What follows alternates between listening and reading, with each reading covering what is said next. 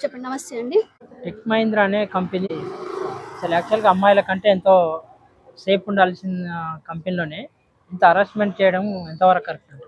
జై తెలంగాణ అండి. నా పేరు కవిత డీకొండ. నేను తెలంగాణ రాష్ట్ర సేన నాయకురాలిని.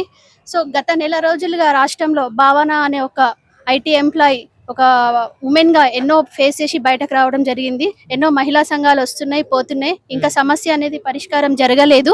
కాబట్టి ఈ రోజు మేము తెలంగాణ రక్షణ సేన నుంచి ఐటీ వింగ్ శాఖ నుంచి మేము మద్దతు తెలపడానికి వచ్చాము. అంటే తెలంగాణ రాష్ట్రంలో ఒక ఐటీ ఎంప్లాయీలో ఉమెన్స్‌కి ఎన్ని సమస్యలు ఉన్నాయో ఒకసారి ప్రజలందరూ గుర్తించాలని మేము కోరుకుంటున్నాము. ఎందుకంటే వాళ్ళకి లోపట లే ఆఫ్‌లు అని లేదంటే మళ్ళీ వాళ్ళకి సమస్యలు ఉమెన్ పర్సనల్‌గా లైంగికంగా వేధించడం గాని చాలా సమస్యలున్నాయి. అవి అడిగిన వాళ్ళని జాబ్‌లో నుంచి తీసేయడం జరుగుతుంది. భద్రత లేదు. అంటే సామాన్య కుటుంబం నుంచి వచ్చి ఒక ఐటీ జాబ్ సంపాదించుకొని ఇక్కడ జాబ్ చేస్తుంటే వీళ్ళకి ఇలా జరగడం అనేది చాలా అత్యంత దారుణమైన పరిస్థితి అండి.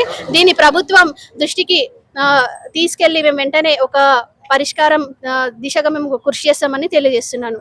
ఏం చెప్పాలనుకుంటున్నారు కంపెనీ యజమాని?